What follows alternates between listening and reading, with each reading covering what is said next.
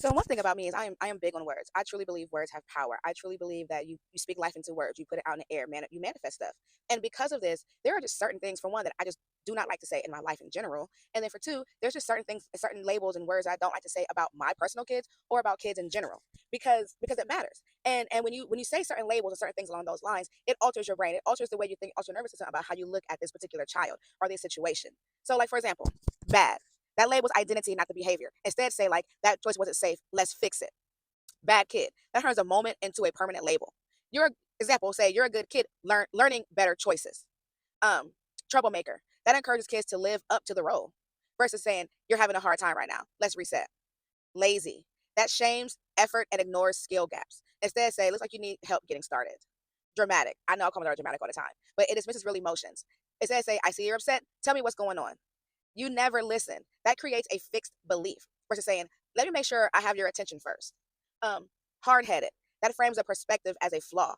A persistence as a flaw. I'm sorry. Like you have strong ideas. Let's work through them. Wild or out of control. It teaches that they cannot regulate themselves. Instead, say your body needs help calming down. Crybaby. That shames emotional expression. I cannot stand that one. Versus saying it's okay to cry. Let's breathe together. Too sensitive. That makes kids feel wrong for feeling deeply about things. You could say instead, your feelings matter. Let's find a solution. Calling a kid mean, it attacks their character instead of the behavior they're exhibiting. Versus you could say, that action wasn't kind. How can we repair it?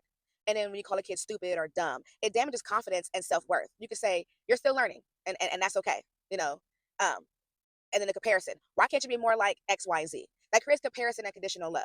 And versus saying, everyone learns differently. Let's focus on you. You always mess things up. That creates hopelessness and fear of trying versus saying mistakes happen. Um, Let me help you learn. Let's try again.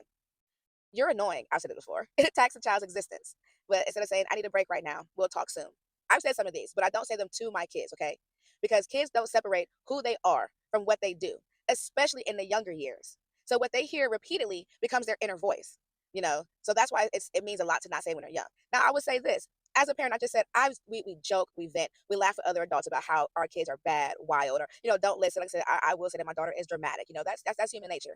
But it's not okay to constantly tell them those things. You want to correct the behavior and protect the identity.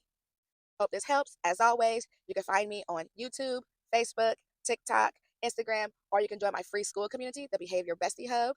Or if you're interested in more about gentle parenting and conscious parenting, drop your email below and I will get you my conscious parenting ebook. And it's only $5. Happy Friday.